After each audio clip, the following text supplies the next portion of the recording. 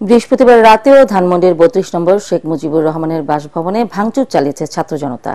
পাশাপাশি খিচুড়ি রান্না করে জিয়াফত অনুষ্ঠানের আয়োজন করা হয়েছে এখানে। এছাড়া রাতে বনানীতে আওয়ামী লীগ নেতা শেখ সেলিমের বাড়িতে হামলা ভাঙচুরের ঘটনা ঘটেছে। আর অন্তর্বর্তী সরকারের এক বিবৃতিতে বলা হয়, বিভিন্ন প্রতিষ্ঠান ও স্থাপনা ভাঙচুর ও অগ্নিসংযোগের মতো কর্মকাণ্ড শক্তভাবে প্রতিহত করবে সরকার। আরো জানাচ্ছেন ইয়াসিন রানা। যেন এক ধ্বংসস্তূপে পরিণত হয়েছে ধানমন্ডির ৩২ নম্বর। পূর্ব নির্ধারিত কর্মসূচি অনুযায়ী বৃহস্পতিবার রাত ৮টার পর এখানে ভাঙচুর ও অগ্নিসংযোগ করে বিক্ষুব্ধ ছাত্র জনতা। সারা রাতই ছিল ছাত্র জনতার ভিড়। অনেকেই পরিবার পরিজন নিয়েও পরিদর্শনে আসেন এখানে।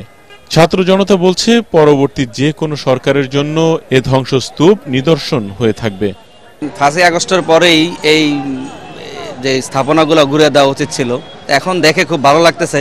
স্বৈরাচারের পালিয়ে যাওয়ার পর থেকে এখানে দেখতে আসলাম কি অবস্থা, আসছেই অনেক ভালো লাগতেছে, অনেক আনন্দ লাগতেছে। দেখছি যে অনেক মানুষের হই হুল্লোড়।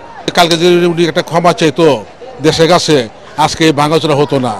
আজকে বাংলাদেশের প্রত্যেকটা আওয়ামী লীগের নেতা বাড়ি সব ভাঙাচোরা হচ্ছে একমাত্র শেখ হাসিনার জন্য।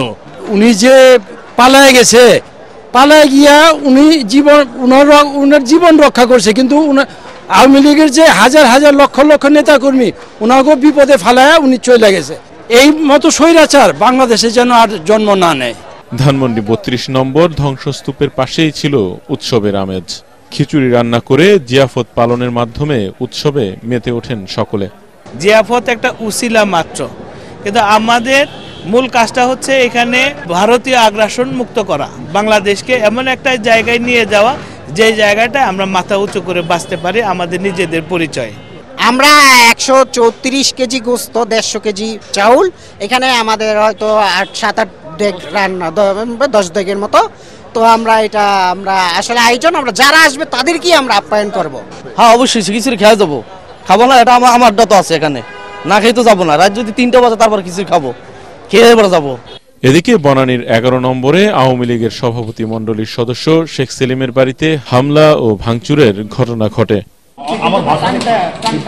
রাতে অন্তর্বর্তী সরকারের এক বিবৃতিতে বলা হয়, সারা দেশে বিভিন্ন প্রতিষ্ঠান ও স্থাপনা ভাঙচুর ও অগ্নিসংযোগের কর্মকাণ্ড শক্তভাবে প্রতিহত করবে সরকার।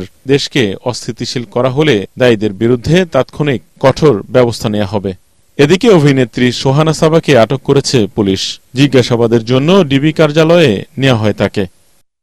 ইয়াসিন রানা, এটিএন বাংলা, ঢাকা।